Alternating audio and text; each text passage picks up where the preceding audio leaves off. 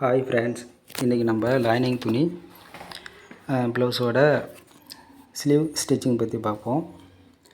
இந்த ஸ்லீவில் வந்து பார்த்திங்கன்னா மடித்து தைக்கிறதுக்கு 1 இன்ச்சு விட்டுருப்போம். அந்த 1 இன்ச்சு அளவு வந்து அர்க்கட் பண்ணி எடுத்துருப்போம். அதுக்கு நேராக மெயின் துணி மேலே லைனிங் வச்சு ஒரு தையல் போட்டுக்குங்க. 2 சைடுமே 2 ஸ்லீவ்லையும் போட்டுக்குங்க. போட்டுக்கிட்டு லைனிங் துணி மட்டும் இந்த சைடு எடுத்து விட்டு அதில் வந்து ஒரு எஜ்ஜி தையல் போட்டுங்க. கரெக்டாக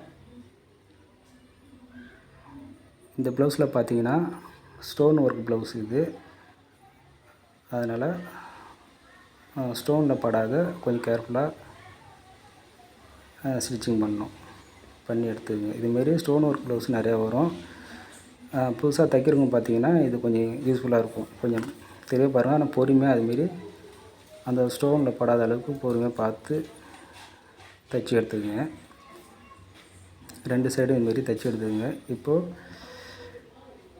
லைனிங் திருப்பி மடித்து விட்டு மேலே எஜ்ஜி தையல் போட்டுக்குங்க. எஜ்ஜி தையல் போட்டால் தான் வந்து துணி கொஞ்சம் எடுக்காத இருக்கும்.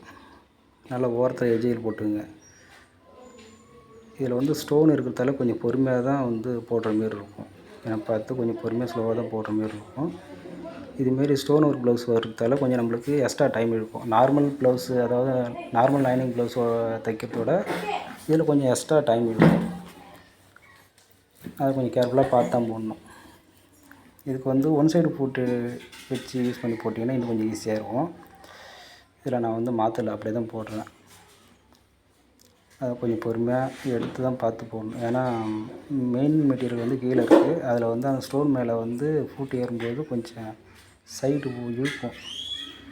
பார்த்து கொஞ்சம் பொறுமையாக போட்டு எடுத்துக்கங்க. ஏன்னா இதேமாரி ஸ்டோன் ஒர்க் ப்ளவுஸு உங்களுக்கு வரும்போது இது உங்களுக்கு யூஸ்ஃபுல்லாக இருக்கும் பார்க்குறதுக்கு. இதுமாரி சைட்லேயும் சுற்றி தையல் போட்டு எடுத்துக்கங்க.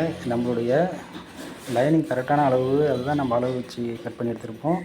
அதில் லைனிங் தான் கரெக்டான அளவு. அது மேலே நம்ம ஸ்டிச்சிங் போட்டு எடுத்துக்கங்க. இதில் பாருங்கள், ஓரத்துலேயும் வந்து இந்த ஸ்டோன் ஒர்க் வருது.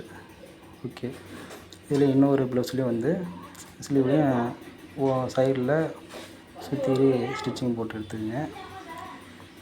அதை நான் ஸ்டோன் எடுத்துட்டேன்.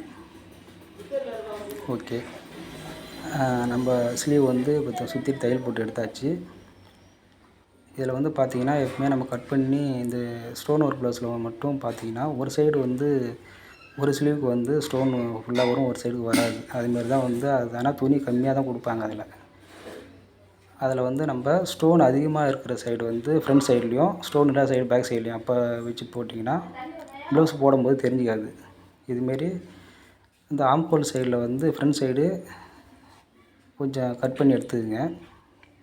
குடஞ்சி அதை கட் பண்ணி எடுத்தால் தான் அந்த சுருக்கம் வராது. மேடி சைடு கட் பண்ணி எடுத்துகிட்டு அதில் ஸ்டிச்சிங் போட்டுக்குங்க. ஒரு 1/4 இன்ச் அளவு குடஞ்சி எடுத்துக்கங்க, அதிகமாக பண்ண வேணாம். இதேமாரி இந்த ஸ்லீவ்லேயும் அதேமாரி குடஞ்சி எடுத்துக்கிட்டு 2 சைடு மார்க் பண்ணிக்கங்க. அதான் ஃப்ரண்ட் சைடு வந்து நம்மளுக்கு அடையாளம் தெரியும். அந்த குடஞ்சி எடுத்த சைடு 2 சைடு மார்க் பண்ணிக்கங்க. ஓகே, ஸ்லீவ் ரெண்டும் இப்போ ஸ்டிச்சிங் பண்ணியாச்சு. அடுத்து